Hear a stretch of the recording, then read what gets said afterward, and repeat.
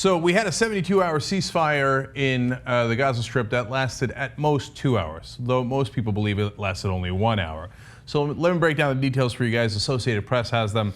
Israeli forces backed by heavy tank fire and airstrikes moved deeper into southern Gaza late Friday in search of a soldier apparently captured and clashed with Hamas militants earlier in the day. So on one side, we have an Israeli soldier who's captured. I'll tell you more about him in a second. Then AP continues. At least 70 Palestinians and 2 Israeli soldiers were killed in the fierce fighting in the area that quickly shattered an internationally brokered ceasefire. The latest death toll is 1,600 Palestinians. And now they're saying that's mainly civilians. The previous numbers range from 70 to 80% civilians. Israelis are 63 soldiers and 3 civilians are dead now. And now let's go back to the soldier who was captured, Hadar Golden. He's a 23-year-old second lieutenant from the central Israeli town of Kfar Saba, and he was apparently captured during an ensuing mayhem while another 2 soldiers were killed. Now, this is interesting. My understanding of the story is that during the ceasefire, Palestinians, Hamas has not taken responsibility, although, of course, Israel and most people think it was Hamas, came out of one of the tunnels on the Israeli side, took this 23-year-old, killed 2 other soldiers, and then they went back in the tunnel and disappeared with the guy, okay? So that's what Israel has suffered today. Now AP has no news on what the Palestinians have suffered. They say ambulances ferried the wounded to Rafah al-Najjar Hospital, where bloody bodies on stretchers were carried inside, and family members frantically searched for loved ones. Many of the wounded were children, their clothes stained with blood. And then later they say Nidal Abu Rijala found the body of his disabled sister on the ground on the side of the road. Her wheelchair flipped upside down. He said her body had been there for 5 days.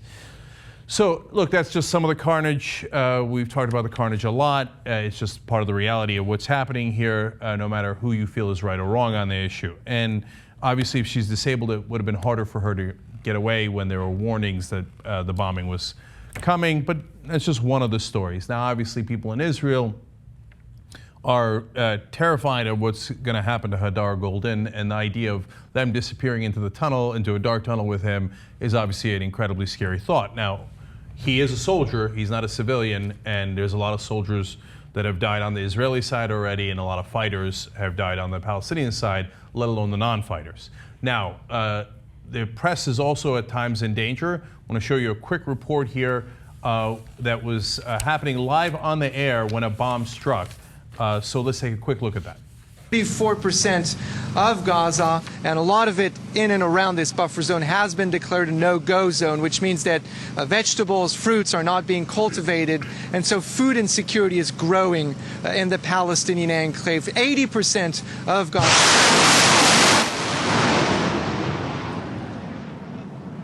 Hello? Gallagher, okay. Are you all right? Yeah, can you hear me? Yeah, I'm back what in front happened? of the camera. What happened? Yeah, I'm fine. This was a rocket. This was a rocket. Rockets were just shot right next to where we're standing. So I'm not going to sit here, stand here very long, because there usually is a strike you go, Gallagher. just moments after this occurs. All right, we're going to leave you right there. So that was Gallagher Fenwick there, and obviously you can see it's terrifying there when the bombs land. That's not surprising. All right. In this case, I'm going to make 2 different points here that fall on different sides. So on the one hand, based on my reading of the articles on what happened today, it appears to me that Hamas broke the ceasefire. There was supposed to be a 72-hour ceasefire. Now, both sides swear up and down that the other side broke the ceasefire. But it looks like there was the people coming out of the tunnels an hour after the ceasefire was declared. If, in fact, it was Hamas, as we suspect, based on the evidence that we read here, just ridiculous. You've got 72 hours to clean up the dead. Are you insane? What are you breaking a ceasefire for? You're the one getting mauled out there, but this goes to the point that a lot of Israeli supporters make, which is, well, they don't mind those images on the screens, so they're not going to listen to a ceasefire so that there are more of those images on the screens. And so there is significant culpability here for Hamas in this instance to break what would have been a great ceasefire for 72 hours that allowed people to find their homes, their belongings, their family members, etc. Now, on the other hand, I've seen the captured soldier being portrayed as like, oh my God, you see how violent and terrorist Hamas is? Well, they're in the middle of a war. They've killed 63 Israeli soldiers, and the Israelis have killed hundreds of Palestinian fighters. That's kind of what happens in war. So I feel terrible for him. He's a 23-year-old. He's got a baby at home. I mean, it's terrifying, but that he's a soldier. Well, Jake, I agree with everything you've said so far. Okay, and that's all I have to say about it for today. Yes, look, from everything I understand, Hamas had 5 other ceasefires given to them that they would have gotten on better terms, where the tunnels weren't going to be allowed to still be destroyed. So they obviously were degraded to the point where they had to agree to something that they didn't want to agree to in the first place. So that's one point. And it sounds like even Obama said today that Hamas did break the ceasefire. So that's 2 things. Now anyone can say, well, you guys never believed the government, so why do you believe the government now? But I think for every story that we ever do, occasionally you got to pick something to believe, right? I mean, yes, I think the government lies all the time, but you gotta, there's some, we got a lot of paper here, and sometimes you gotta believe something. So, yes, it's really shitty. I don't feel any worse for the soldier or his family than anyone else that's died on the other side. But I do agree with the original point you made about what the Israeli narrative is, which is, what can they do? What can they do? They are in war. So when we show numbers, whatever it was, 1,600 versus 60 or something like that, well, in the last 8 years, they've invested in the Iron Dome, which has saved their people. And not only has the Iron Dome saved their people, the Iron Dome has actually saved Palestinians. Because think about it, if the Iron Dome wasn't there and these rockets were all landing, well, if you think Israel's response is harsh now, well, just imagine how much harsher it would be if these rockets were landing. So the Iron Dome has saved lives on both sides. I think that we can say that empirically. There are tunnels literally being dug. I mean, think about the distances that we're talking about. This whole country is the size of New Jersey. So imagine if from where you live to this studio, which is not that far, 6-7 miles, people were digging tunnels. Now again, we can go to the who was right, who was there first, all of that. But what would any democratic nation do? What would any society, what their job is to protect their civilians. And as Jimmy and I were talking about before, this may not, in the long term, maybe this won't be good for Israel, because maybe they're breeding many more Hamas-like people. So I think that's a legitimate argument. I think if there were tunnels, right, we'd start bombing schools. I think that's what you do. Well, no, but what would you do? I think it's a perfectly legitimate that's my question. Opening piece. Right. How about that? So that's great. So that's a legitimate question. So let's take it one at a time. First of all, quick correction. He doesn't have a baby at home. The soldier that was captured. He's engaged, and so, but you just relate to him more when you hear things like that. So now, what can you do? And the tunnels. Number one, of course, you could stop occupying, right? But that's not a starting point from here, because right this second, you know what I mean? Right. What can you do right now? So, to say this is about occupation right now, they can't leave. Well, first off, they weren't there, and you could say the blockade, there were 2 years also that the blockade wasn't there, from 2005 to 2007. Their blockade, it's not exactly right. It was pretty much not there. It pretty much wasn't. I mean, the blockade really kicked in after Hamas was elected, and they killed about 200 Fatah members. Were throwing people off roofs of buildings. And yes, they were democratically elected. There's been no election since. I'm pretty sure they're out of their democratically elected term. Well, you see, again, I don't want to get into, we don't have to argue about every... All right, I hear you, but super quick on the 2005 to 2007 thing. So Israel, to their great credit, got the settlers out of Gaza and said, hey, you know what, we're going to leave Gaza. Now, what they didn't say is we're going to let them control their own borders, their own airspace, their own trade, et cetera, right? In the beginning, there were some borders that were open, but as soon as there was a disagreement, it actually started in 2006, and then when Hamas got elected, it was done. So the fact that Hamas also killed a lot of Palestinians in the process of that. They did, but see, that's the thing, Dave. Nobody defends Hamas, so that's easy, right? Well, I've seen a lot of Hamas defenders, but okay. Not here at least, right? So when a country says, the guys we didn't like won your elections, so we're now going to rule over your country, that means that country's occupied, right? There's no question about that. You see what I'm saying? Like, we can't say to Mexico, hey, we didn't like the way your elections went. You no longer have borders. So I think that's totally legit, and we can blame we could blame George Bush, certainly, because he had a lot to do with the elections in the first place. But also keep in mind that Israel left something like 3,000 greenhouses there. They left a horticulture business. They left this stuff that was immediately ransacked. So imagine, did they give them a day? Did they give them 1 day of saying, maybe we can use this for peace now? And I think that's the problem, because if you want them to withdraw from the West Bank, which I would like them to do too. I want a two-state solution. But it would be crazy to say, well, withdraw now because look what just happened. Like, look, it's much worse 9 years later. So, no. Yes and no. So, first of all, I've always said that Hamas firing rockets from Gaza after there was at least a withdrawal, right? At least they took the settlers out. I think it was 8,000 people. That was crazy. It was never going to lead to anything good, and it certainly wasn't going to lead to the liberation of the West Bank, right? Or further liberation of Gaza. So I totally agree with you there. I agree with them throwing the Fatah members off the roofs, which is horrible, et cetera. The greenhouse thing, I mean, look, whenever there's a separation in Cyprus, for example, Greeks and Turks separated, both sides left a lot of things behind. Yeah. Okay. So now on the tunnels, which is it was an issue back then and is certainly an issue now. You say, like, what are they supposed to do? I actually said in a show that I did with Anna last week, look, I would send in special forces to deal with rocket launchers and tunnels that go into Israel. Okay, because tunnels that go into Egypt are usually to bring stuff in because there's this massive blockade and they can't bring anything in. So it's not done by the Egyptians, which I think people don't acknowledge enough. I mean, Egypt is literally dumping sewage water into tunnels to stop the tunnels. So. Right.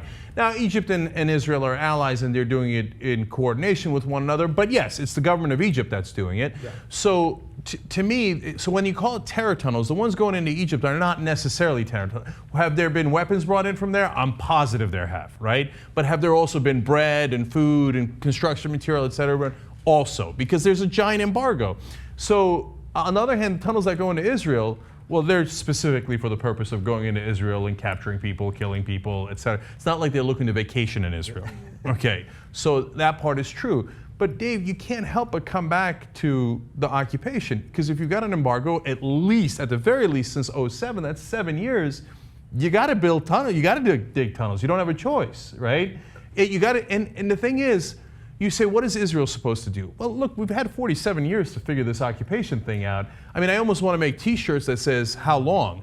How long for the war on drugs here in America? How long for the Cuban embargo? How long for the occupation? How long can we go with policies that don't work? All right, well, so a couple things there. So first, the 47 years, I mean, it's not like everything was okay before 1967. Actually, the PLO was formed in 1964. So it's not as if everything was okay and that the whole Arab world was thrilled that Israel was there. By the way, before 1967, Jews couldn't go to the Western Wall in Jerusalem, which Jordan controlled. Right now, Israel controls Jerusalem, but Jordan controls the Temple Mount, where they don't even let Israelis go up there. So it's not that they've done nothing in the name of religious sensitivity and all that stuff. But so to go to the occupation thing, I just don't, so what could, if they pulled out right this second, let's say they did exactly what you're saying they should do, so pull out of the West Bank completely, do you think that brings peace? I do. And so I don't think that it magically changes everybody's opinion overnight. I don't think that it magically makes 100% of Palestinians go the path of peace, right? And then my guess is there will still be some knuckleheads or even some groups that are firing rockets and we'll all be incredibly frustrated, etc. But yes, the original sin is occupation. If you cure the root problem, eventually you are 1,000 times more likely to get to peace. Here's how I know. Let me just say one last thing about that, Dave. Sorry. Here's what I know how we're never going to have peace if the occupation continues. So you can't unless Palestinians all say, like I just saw Planet of the Apes, right? Dawn of the Planet of the Apes. Like they all do this and they say, that's it, we're beaten, and we know we're a conquered people. You just do whatever you like to us, which they can't. Of course they're not going to say that. So we're never going to have peace as long as there's an occupation. Right. So I agree with the heart of what you're saying. I agree with it as an academic exercise. I agree with what you're saying. The occupation should end. In reality, they left Gaza. And if you're going to give them any credit for taking all their people out and doing something that was not easy, you know what I mean? It's a disputed land, so they did exactly what you're saying. And if they were to do that in West Bank, I just think there's no reason to think it would end. Hamas would be like, see, we got them to leave. And by the way, it's in our charter, kill all the Jews, so we're going to keep doing that, right? I mean, that's pretty good. We'll keep doing that. And now the borders are that much closer. You know what I mean? They don't control the Jordan Valley. I just think I think it's easy to say, and I agree with your sentiment. I do agree with it. Let them, and I think that was the intention of the disengagement. But in a practical sense, I just don't see how it works because they have an example of how it didn't work. in Gaza. And look how much shit they got in. If you know what I mean, the blockade. If the blockade was that strong, somehow they got 300,000 tons of cement in there to build all this stuff, all these rockets, all these weapons, syringes to kidnap people. There would probably be a lot more of that. So again, this is extremely, extremely complicated. All right, so I want to address the charter and some of the points you just made, but we've got to let other people in. So, regardless of whether or not you think the new settlements would stop the violence that's continuing on, what's happening now is only leading to more hostility toward the Israelis. So, I mean, I go back to the example of the United States using signature strikes, right? We do signature strikes or drone strikes. We kill innocent civilians in the process of doing so, and we say that, hey, we're out there looking for terrorists. But the more we do that, the more hostility, the more hostile people are toward the United States, because innocent people are dying as a result of that. Now, in this particular case, you have 1,600 people dead on the Palestinian side, the majority of which are civilians. And so if you want to lead to peace, you have to stop what you're doing at this very moment. And if you look at military capabilities, if you look at defense capabilities, you have a complete mismatch, right? The Palestinian side, or Hamas, I should be very specific, Hamas does not have the same military capabilities that the Israelis do. And they also don't have the same way of defending themselves. They don't have the Iron Dome, right? So to say that they're equal and, oh, Hamas is launching these rockets, and as a result, the Israelis are going to go after Hamas with full force, even knowing that they're going to kill all these civilians, is not the right solution to the problem. Except they're not going with full force. Nobody would argue that they're going full force. This thing would have been over in a day. Okay, so they're not going full force. Maybe that's not the right word. Has any other nation in the history of the world dropped text messages and leaflets and I know the firecrackers and all? I mean, has anyone done that? I know, but okay, Dave, but put it in your perspective. If someone told you, hey, you got a call in the middle of the night, and someone told you, hey, dude, we're about to bomb your home. You have a little while to get out. I mean, is that really going to help you out, though? I think that's perfectly legitimate, but if there was a guy that was, if we're arguing that they have rudimentary rockets that aren't doing anything, and there was a guy doing it right next to my house, then there's a problem. I mean, that's just reality. That's not, you know what I mean? That's just a reality. Yeah. If Hamas was bombing Israel, but giving warnings all along and killed 80% civilians, my guess is that Israel wouldn't say, well, they're trying to hit military targets, and they just happen to hit civilians. They say, no, they're damn terrorists. That's why they hit 80% civilians. But they're trying. I mean, what do you mean? They're trying to No, I'm saying if the roles were reversed. If Hamas killed 80% civilians and killed hundreds of Israelis. But that's what they're trying to do. They're trying I know. To do Israel built the Iron Dome and built bomb shelters. No, while I Hamas know. built I know. What I'm saying is, if the roles are reversed and Hamas is doing exactly what Israel did, they're saying, hey, by the way, Israelis, we're going to bomb you, and look at we have incredible firepower, and we bombed you, right? And we killed 80% civilians. But that's okay, because we didn't intend to kill civilians. I don't think Israel's response would be, oh, you're right, that was a good effort. You know, I know you were trying to mainly hit our rockets, and you killed 80%. No, they would say bloody terrorists, right? Well, it's a sucky situation. Right. It sucks for the civilians. I have great sympathy for the civilians. If you look at every single one of my tweets, I have not said one bad thing about the Palestinian people. They have the same right to self-determination as I think the Jewish people have, as the Turkish people have, and the Irish people have, and everybody, and the Armenian people, and everybody else. How is that for peace? I just think that whenever you have a battle plan that includes bombing schools where you know children are, bombing UN safe houses where people who are already displaced because of the shelling are there, and you say you're going to bomb them, they ask you, can you please give us a few minutes to get these innocent people out? You say no, you bomb them anyway. That's murder. That's not a war. That's a murder on purpose, okay? So there's no defending that. And so when you're doing that, you have to stop that right away before you can find a solution. You can't just keep murdering children on purpose with military-grade weapons only made for the battlefield. You're dropping them on neighborhoods. And so Benjamin Netanyahu was on Meet the Press, and he said the difference between Israel and Hamas is that Hamas uses people to protect their bombs, and Israel uses bombs to protect their people. Wow, that sounds great. So what he's really saying is if you use human shields, fuck your human shields, we're going to kill them. So if he was a cop and somebody was coming out of a bank with a knife to a woman's neck telling the cop, stay back, Benjamin Netanyahu would say, fuck that, kill that woman. You can't use a human shield, shoot her right away. So that's their theory of war right now, which is a horrible theory, which is why they're losing. You lost Joe Scarborough, for fuck's sake. For Christ, it's all, you cannot defend bombing schools with a blue UN flag on it, especially after the UN begs you not to, or if you're gonna bomb them, let them out. So I just wanna make that, and one more thing I'll say, Nicole Wallace was trying to push back against Joe Scarborough, who has turned and flipped And she said, I think Israel, because he said and you can't have this indiscriminate killing. And she said, I think Israel would push back on your use of the term indiscriminate. And I wanted to scream. I did scream. I'm like, oh yes, it's discriminate. They're discriminating when they kill children and women and innocent civilians. They know exactly what the coordinates are. They know right where that missile's going. They know there's innocent people in that school, and they're doing it on purpose. It's not indiscriminate. It's discriminate. And yes, we all want a solution, but you can't find a solution while you're murdering children on purpose. Okay, that's all. That's what I say. Okay, so let me just want to say one quick thing.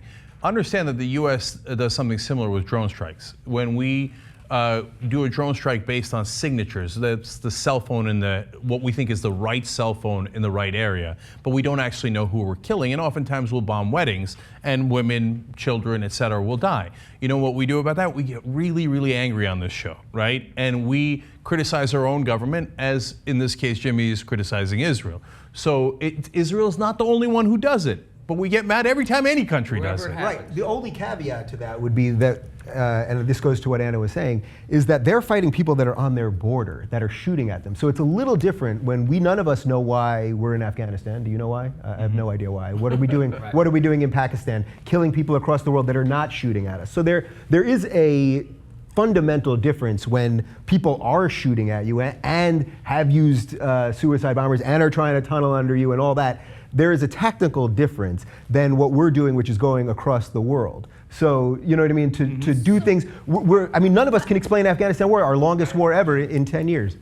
Can I just jump in before I forget my point? I agree with you on that, right? I understand that if you feel like someone poses a threat, you want to fight back. But at the same time, you have to really think about what the end goal is. So if you genuinely want peace, you genuinely want a two-state solution, you don't go at it by doing the tactic that's going to lead to civilian deaths. And what they're doing right now is only leading to more hostility. That's the point that I'm making. If you genuinely care, you have to change your strategy. And for some reason, right now at this very moment, the strategy is not changing. If anything, the Israeli government with Benjamin Netanyahu continue to justify their actions, and they continue to make statements like, oh, we don't want to do it, they're making us do it. Hamas wants dead Palestinians. It is completely obvious, and it's sad, and they're holding them hostage. If the Palestinian Authority... But to Anna's point, why is Netanyahu so weak that he's being controlled by Hamas? Well, what can he do? Listen, I don't work for the Israeli government, so I'm not here to defend everything they do. The images are awful. And yes, right. As we get into a time now where you can see these images constantly, it makes it all seem worse. But it's also it's unequal because you can also be living in terror, and I don't think you can blame the Israelis for not having enough of them dead. For defending, you know what I mean? But there is. When people show the numbers, I'm not saying this is what you're doing, but there's this constant thing where everyone shows the numbers. And they go, well, see, so the Israelis must be wrong because, look, there's only 60 of them dead.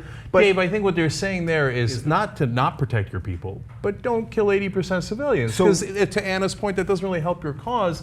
It turns the world against you, right? And then on top of that, it's not really, what people are worried about is what Jimmy said, that it is discriminate, that they're doing it on purpose, that they're not such an incompetent army that they're accidentally killing 80% of civilians. They're embedded with civilians. It's sad. That they're doing it on purpose to terrorize the Palestinians into submission.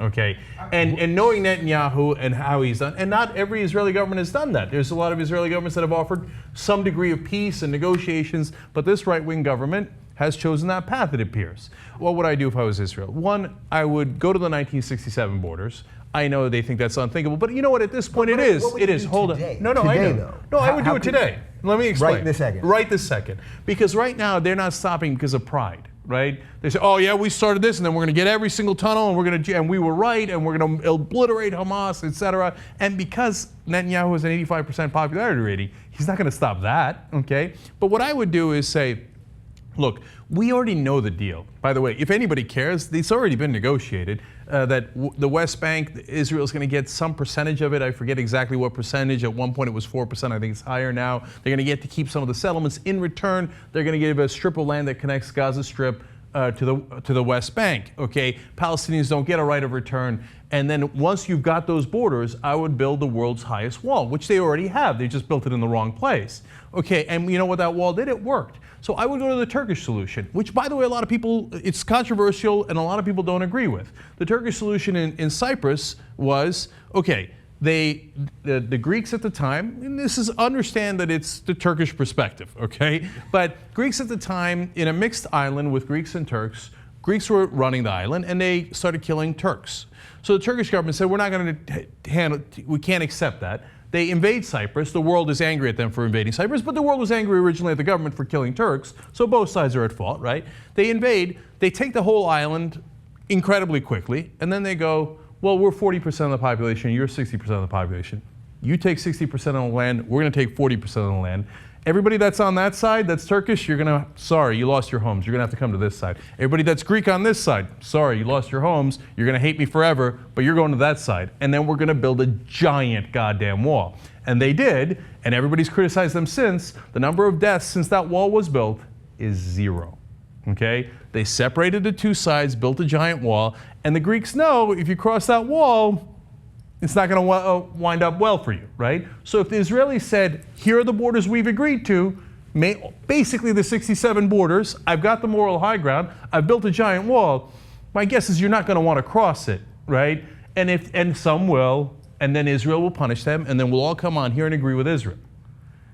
Okay, well, first, I mean, they've had 2 offers. The 2000 offer that Ehud Barak made, which it's in Bill Clinton's book, 90% of everything that you just said. That's what they offered, and Arafat said no and made no counter proposal. Then they did it again in 2008. Ehud Olmert made an offer of 97% with a certain amount of right of return. They were going to split Jerusalem, far beyond whatever they're going to get now, and Abbas just didn't even show up to the meeting the next day. So I think that's partly, that goes into the Israeli psyche of, look, we pulled out of Gaza, look what happened. We've made offers, look what happened. So I think these things don't just happen in a vacuum. I think that, again, academically, I have no arguments with anything you've said. I think in practice, it's a lot harder than, and then I also think that just to say that the 1967 thing, I think there's plenty of people, they weren't happy that Israel was there before 1967, so we shouldn't pretend that that's the case. All right, you know so what that's I mean? the final thing I'll address. So look, I think you make a fair point, and it's nearly impossible to determine who was right and who was wrong in the negotiations, right? So Israel's foreign minister in 2000 said,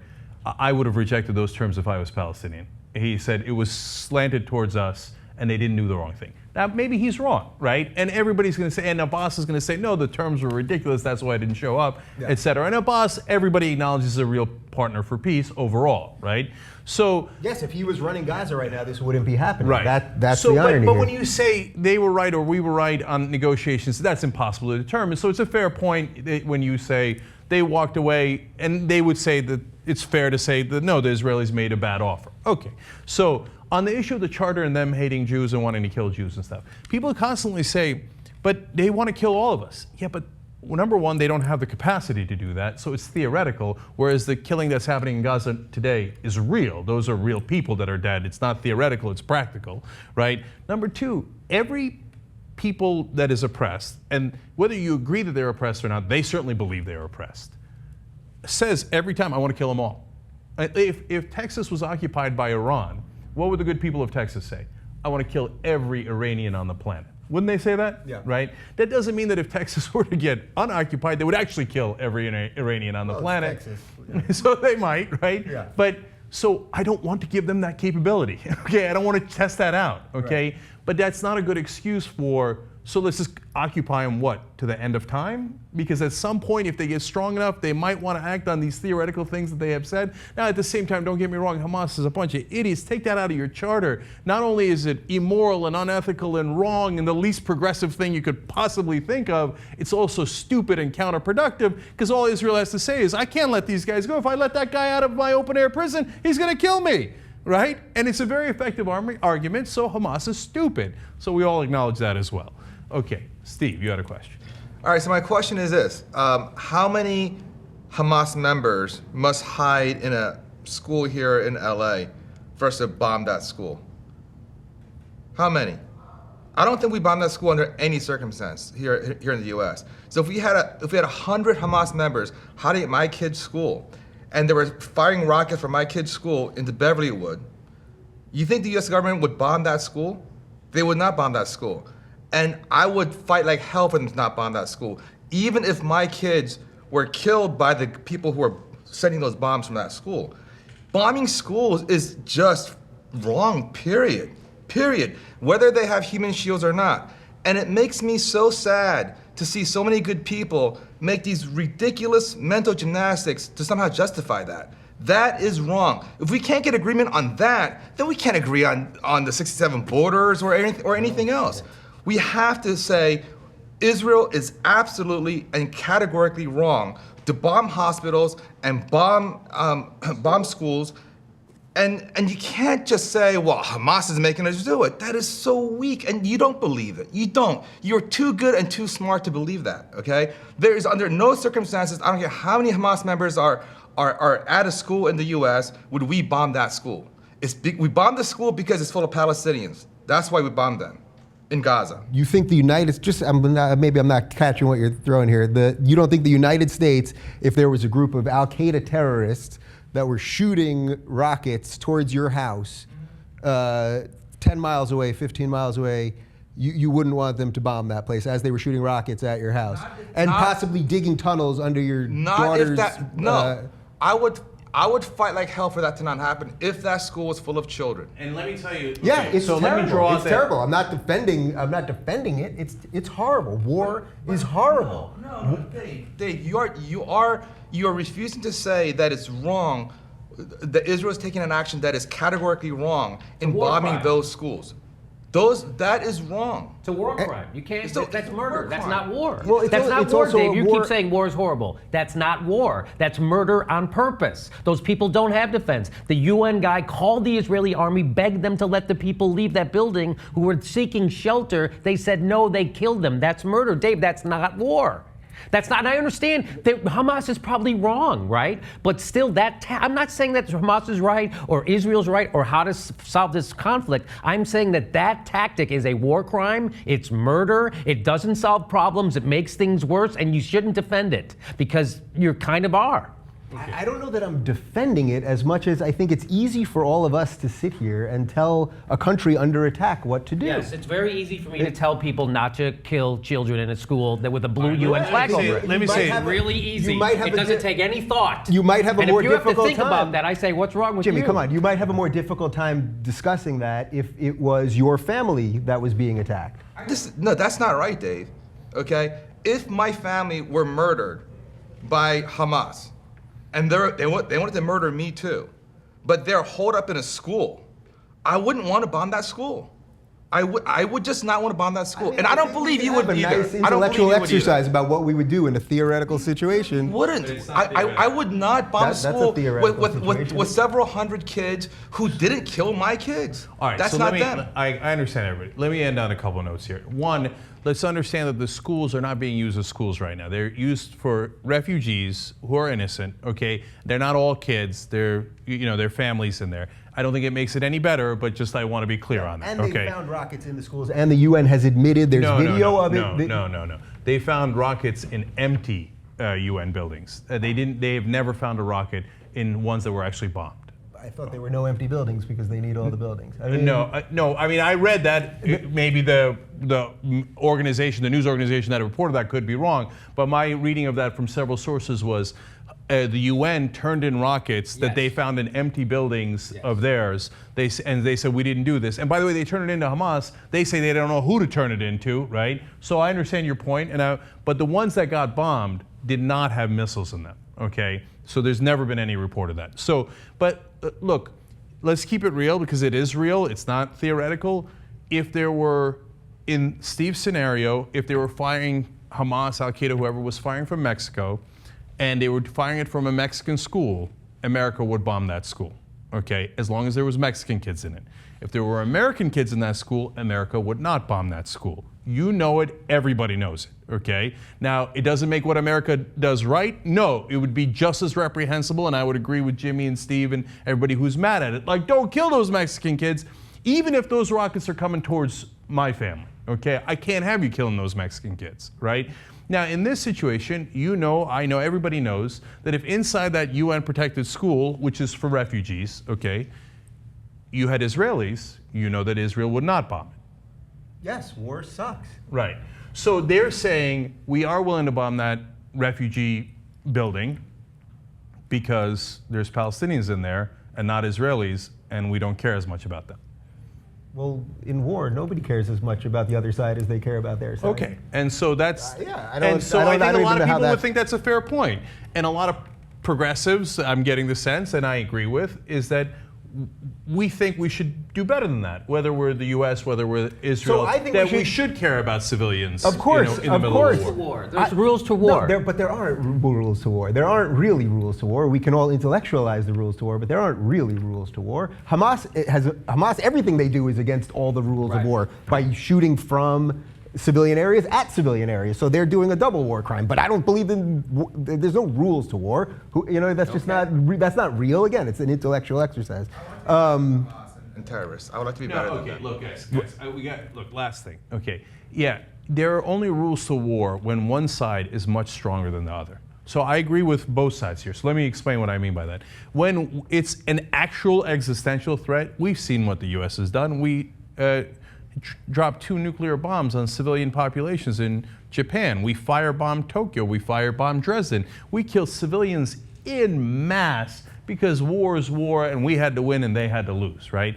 The problem is when there is an imbalance of power and the U.S. goes into Iraq and it's not an open question as to who's going to win, we're going to win, so we should try to minimize civilian damage because it's not existential for us, and we know it. And we know we don't have to kill those civilians. That's a choice we're making. And the same goes for Israel, because Israel is infinitely stronger than the Palestinians. So I'm with you on the first part of that, but it is existential for them. I think this is the part. See, that I totally disagree. They have Hezbollah has 40,000 rockets facing them. They've got a civil war in Syria. Do you think Israel could possibly lose? You don't think I think anything is possible. The history of the Jewish people is a pretty painful history of a lot of people being killed. But you know, so I think that's burned. Would press that button so quick. Press what button? The nuclear button. And nuke who? Nuke Lebanon right next door to them? Iran, whoever he's got to nuke. I mean, I think, first off, I think that's an insane argument, because you don't nuke the people next door to you. This is, you know what I mean? Like, I just think that's not really. But I think when you have enemies on all sides of you with weapons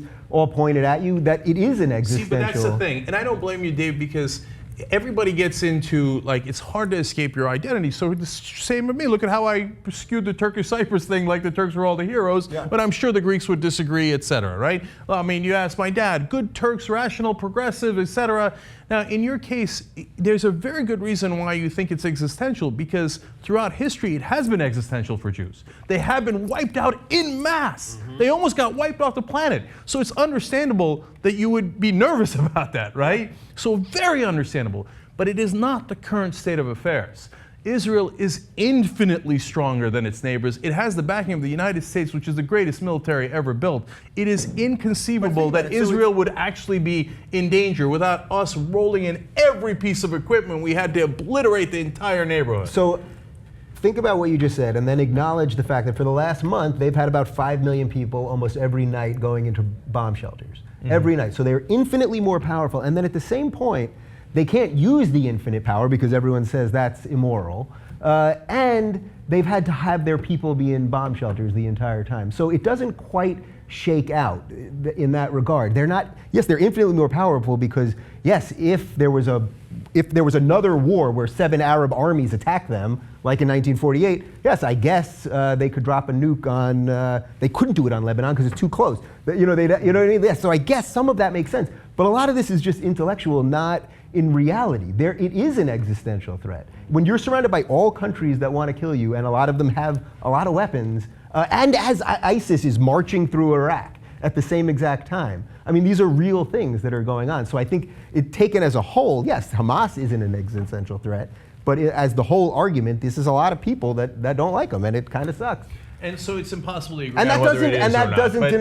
That doesn't deny, I think, what Steve's point is, that having civilians die is horrible, and no one is defending that. And that's what I'm saying. I'm not sitting there. I'm not a war planner, and I'm not sitting in a country that's under attack. So it's, right. It's tough. So we got to end it there. And look, no, because it was 4 against 1, and I think Dave did a great job of defending that position. You agree or disagree with whoever you like, but understand also that this was skewed. This was not 2-on-2. It was 4-on-1, and I think it took a lot of courage for Dave to come and answer all these questions. So I want to thank him for that. And this is the kind of discussion we try to have on the Young Turks, where we hash out the issues.